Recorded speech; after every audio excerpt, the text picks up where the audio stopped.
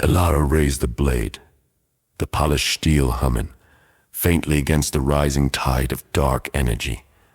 This was Aethelred, the sword of the tranquil moon, forged from solidified starlight and imbued with the light of the very celestial body he was now sworn to protect. It was not a weapon of destruction, but of purity. Its purpose was to mend, to cleanse, to repel the sickness of the void. The first fragment, the size of a carriage, hurtled toward him, shedding plumes of smoky purple energy. It wasn't just rock, it was concentrated despair, a sliver of the moon's pain made tangible.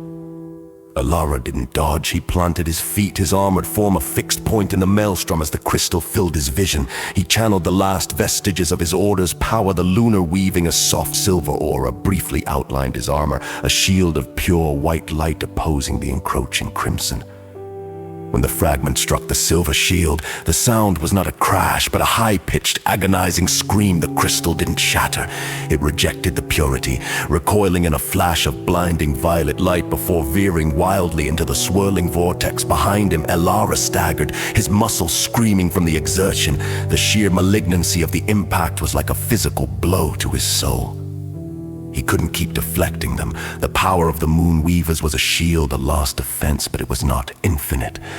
He had to reach the nexus, the very center of the chaotic upwelling, and attempt the great unraveling, the one chance to stabilize the moon and seal the breach the void had ripped in reality. Another, smaller fragment zipped past his head, scarring the ground where his foot had been moments before. He moved, not charging, but weaving a path through the storm.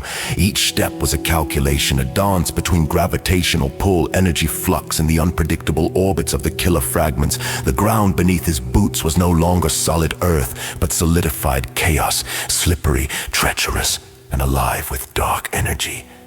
He glanced up at the bleeding moon, its vast, shattered face seeming to watch him with cold indifference. He wasn't just fighting a cataclysm, he was fighting time, and the rapidly approaching fragments were counting down to zero. The nexus was agonizingly close, a deeper well of violet light at the heart of the vortex. Taking a deep breath, Elara gripped Aethelred tighter. He would have to risk it. He needed a conduit, a distraction. With a roar that was lost in the cosmic winds, he drove the point of his blade into the chaotic earth, unleashing the stored power of the lunar weaving not as a shield, but as a beam of pure, cleansing light. The silver energy shot upward, piercing the vortex like a spear. The effect was instantaneous and devastating. The violet chaos shrieked, momentarily recoiled, and a pathway, a mere 5 seconds wide, opened toward the nexus. But the beam's energy was a siren call to the remaining fragments. 3 massive, crimson shards instantly locked onto his position, accelerating with deadly purpose. It was now or never. He pulled the sword free, turned his back on the incoming death, and sprinted toward the heart of the storm.